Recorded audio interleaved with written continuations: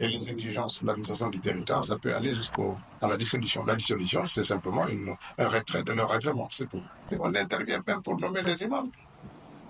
L'État intervient sur tous les aspects-là, parce que c'est prévu en amont.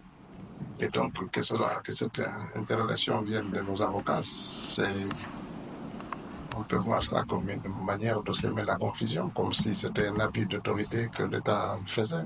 J'ai entendu, où j'ai lu une tribune d'un avocat célèbre que nous avons dans notre pays, qui se posait la question sur l'intrusion de l'État dans le fonctionnement des congrès des partis politiques.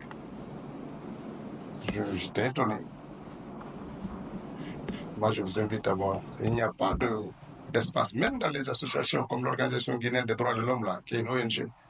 Si elle ne fonctionne pas suivant son règlement intérieur et ses statuts, l'État a un droit d'intervenir.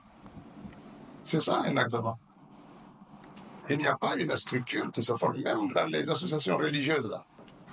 S'ils commencent à faire des prêches qui perturbent les règles de fonctionnement auxquelles ils doivent être soumis, l'État a un droit d'intervenir. On intervient même pour nommer des imams.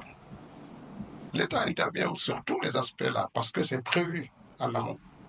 Et donc, que cette interrogation vienne de nos avocats,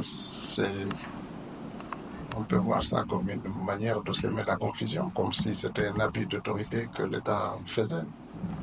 Voilà. Mais comme c'est des avocats, ils ont le crédit de la bonne compétence.